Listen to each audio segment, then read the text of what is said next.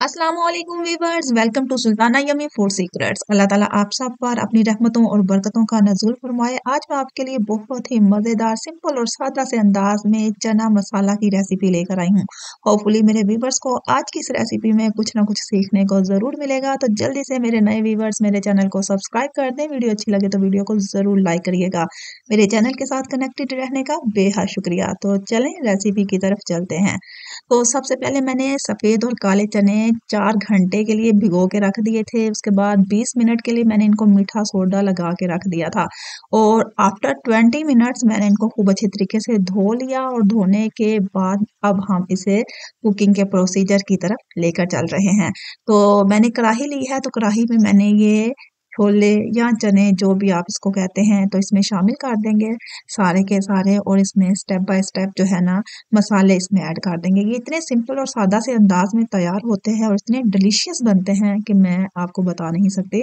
तो यहाँ पे लहसुन के साबुत जवे हम शामिल कर रहे हैं। बड़े साइज का मैंने प्याज काटा है, वो हम इसमें शामिल कर रहे हैं। अब यहाँ पे हम मसाले शामिल करेंगे। सुरख मिर्च 1.5 चम्मच शामिल करेंगे, हल्दी 2 चम्मच शामिल करेंगे, नमक जो है 1 चम्मच शामिल करेंगे, 1.5 कप जो है वो पानी का शामिल करेंगे। इनको खूब अच्छे तरीके से हमने मिक्स कर लेना है ताकि जब इनको बॉयल आए ना तो इनका मसाला जो है ना वो साइडों पे स्टिक ना हो जाए।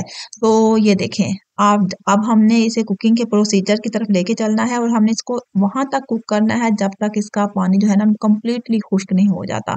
तो इसका पानी कंप्लीटली खुश्क हो चुका है। अब हमने इसमें ऑयल या घी जो भी आप इस्तेमाल करते हैं वो इसमें शामिल कर देना है और मसाले की चनों की खूब अच्छे तरीके से भुनाई करना शुरू कर देनी है। यहाँ पे मैंने अदरक शामिल किया है, तो थोड़ा सा भूनेंगे। उसके बाद हमने इसमें पिसा हुआ टमाटर जो है वो मैंने 2 अदद लिए थे, वो इसमें शामिल कर देने हैं और चनों की खूब अच्छे तरीके से भुनाई करते जाना है। अच्छे तरीके से भुनाई करते जाना है तब तक कि टमाटर अपना कलर ना छोड़ दें। तो यहाँ पे मैंने भुना हुआ सूखा धनिया जो है वो शामिल कर देना है। लहसुन के जवों को मसल लेना है अच्छे तरीके से और उसके बाद मैंने 4 से 5 चम्मच जो है ना यहाँ पे दही का शामिल किया है। खूब अच्छे तरीके से भुनाई करनी है कि तेल और चने जो है ना बिल्कुल अलग-अलग हो जाए और चनों की खूब अच्छे तरीके से भुनाई हो जाए। तो यहाँ पे मैंने थोड़ी-सी कसूरी मेथी भी ऐड की है। धनिया फ़िलहाल मेरे पास मौजूद नहीं है, तो उसकी जगह पे मैं थोड़ी-सी कसूरी मेथी भुनाई के दौरान शामिल कर रही हूँ।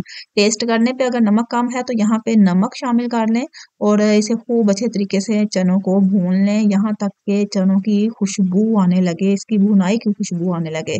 तो यहाँ पे मैं हस्बे ज़रूरत पानी ऐड करने लगी हूँ। पानी शामिल करने के बाद 10 मिनट के लिए मैं इसको मीडियम आंच पे कुक करूंगी। तो ये देखें जनाब, आफ्टर 10 मिनट्स ये देखें हमारे चने कंप्लीटली गल चुके हैं, खूब अच्छे तरीके से कुक हो चुके हैं। तो यहाँ पे भुना हुआ जीरा और मिक्स मसाला मैंने यहाँ पे ऐड किया है। मिक्स करेंगे, कटी हुई हरी मिर्चें यहाँ पे शामिल करेंगे तो हमारी मज़ेदार यम्मी टाइप जो है ना सफ़ेद और काले चने जो हैं बनकर हो गए हैं तैयार। आप इनको नान या चपाती के साथ खाएं या चावलों के साथ यूज़ करें। तो मैंने ये फ़िलहाल ये रेसिपी चावलों के लिए तैयार की है। तो ये देखें बहुत ही मज़े के, बहुत ही डिलीशियस जो है हमारे चने छोले तैयार हो गए हैं। मेरे व्यूवर्स को आज की ये रेसिपी बहुत पसंद आएगी। नान या चपाती के साथ खाएं, चावलों के साथ यूज़ करें। बहुत ही डिलीशियस और बहुत ही सिंपल से अंदाज में ये रेसिपी तैयार होती है। अपना और अपने प्यारों का ढेर सारा ख्याल रखिएगा। मिलते हैं एक अच्छी सी यूनिक सी सिंपल सी रेसिपी के साथ। तब तक के लिए अल्लाह हाफिज।